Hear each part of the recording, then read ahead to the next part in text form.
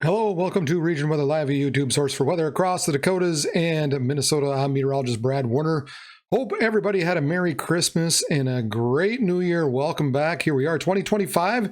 And to start off, we got a little winter storm moving through South Dakota that could bring some fairly decent snow across the south and western parts of the state. So let's go on and take a look. So we're taking a look at the current watches and warnings that are out. And you can see we've got winter weather advisories and winter storm watches, and even looks like some blizzard warnings perhaps across Montana. Now, surprisingly enough, nothing's really across South Dakota. Further down to the south here, we also have some winter weather advisories way down south as a larger part of the system ejects out into the central plains and out into the Midwest. So I would expect that we'll see at least some advisories, some winter weather advisories, maybe a winter storm watch, perhaps a winter storm warning be extended out into mainly western parts of South Dakota as we get into Friday and Friday night. So come Friday, we're going to have a fairly large storm system here. We can see at the upper levels push onshore and onto the Pacific Northwest and down to the surface, closer to the surface. This is where a lot of that snow is going to be developing right out ahead of that ejecting upper level low. And when you take a look at it, it doesn't look like a whole heck of a lot when we're looking at the snow forecast, or at least the precipitation rates across parts of South Dakota and even back into Montana and such. You can see the larger system developing here down in the southern plains and ejecting out into the central plains and out into the Midwest. Probably heard a lot about that already if you keep track of the weather with various other weather people out there who are on YouTube, national, etc. Plenty of snow being forecasted across the central plains, along with some freezing rain. Probably looking at some power outages, very slippery road conditions.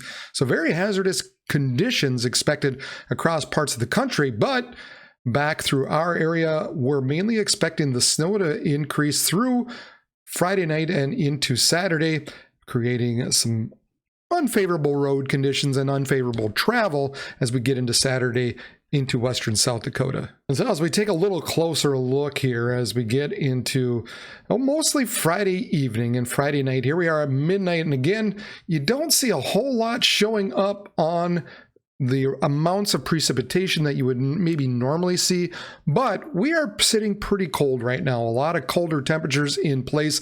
And so when we do have those colder temperatures, it doesn't take as much liquid precipitation to amount to greater amounts of snow because of the ratios get a little higher when the colder weather sets in. But then as we get to about 3 or 4 a.m. Saturday morning, snow continues mainly across western parts of South Dakota. This is around 6 to 7 a.m. Maybe a little bit of an increase here right around the Pierre area, perhaps back up to Buffalo.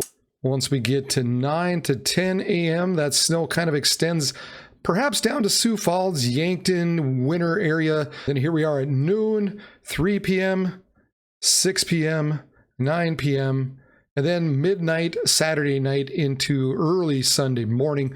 So it doesn't look like much in the way of real heavy snow, but it's a prolonged snow.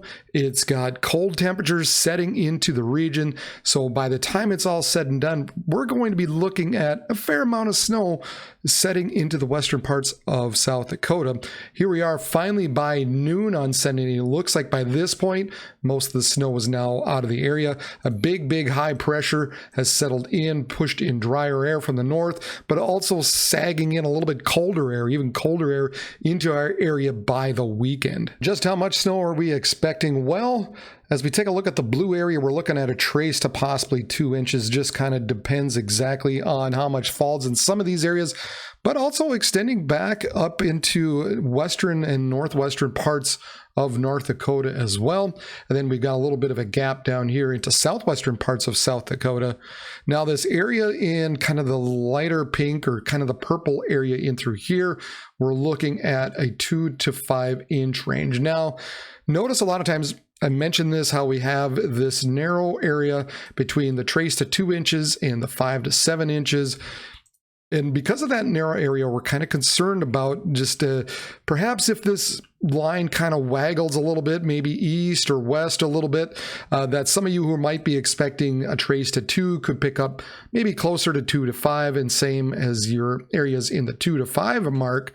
If it waggles either way, you might get a little less or a little more, just depending on how this storm actually tracks out. But for now, this is kind of what we're looking at, 2 to 5 in this purple area, and then the higher areas in this pink area. So from northwestern parts of South Dakota, kind of in the Buffalo, including Pierre, you're going to be in that 5 to 7 range. Now, it's possible that some of these areas kind of in northwestern parts of South Dakota could get a little more. I'm not going to increase it just yet, but just be aware that there is the possibility that perhaps some of you receive a little bit more than 7 inches by the time it's all said and done. At any rate, traveling through this region Friday night through the day on Saturday is probably going to be fairly difficult just because of the amount of snowfall that's expected to occur. Now, the one good thing is the winds won't be just crazy dangerous. We're looking at wind gusts 25 to 30 miles per hour. So while that will cause some blowing and drifting snow, will cause some reduced visibilities, especially in some of those open areas and those areas that are just more prone to that reduced visibilities. For those of you out in western North Dakota, or South Dakota rather, you know where those areas are. But at least we're not looking at 35, 40 mile per hour wind gusts. Probably not looking at blizzard conditions. And if it is, it'll be very localized and for a short period of time. So again, probably some blowing and drifting, but visibilities shouldn't be that low to where we're expecting widespread blizzard-like conditions. And then beyond that, once that system moves off, you can see that high pressure kind of sets in for a while into the early part of next week. We get a little bit more of a reinforcement going on by middle of the week. Not a whole lot expected in the way of snowfall. Otherwise, we're just looking at cold temperatures throughout the remainder of the period. So really, that's it. That's all I've got for you. Just some snow across western parts of South Dakota. So if you're traveling out there on Saturday, do use caution just because of the amount of snow, perhaps a little blowing and drifting along with that, making those road conditions slippery along with some reduced visibilities. All right, everybody, that's all I got. Like I said, again, Happy New Year, Merry late Christmas, and all that good stuff. For Region Weather Live, I'm meteorologist Brad Warner. Everybody have a good day.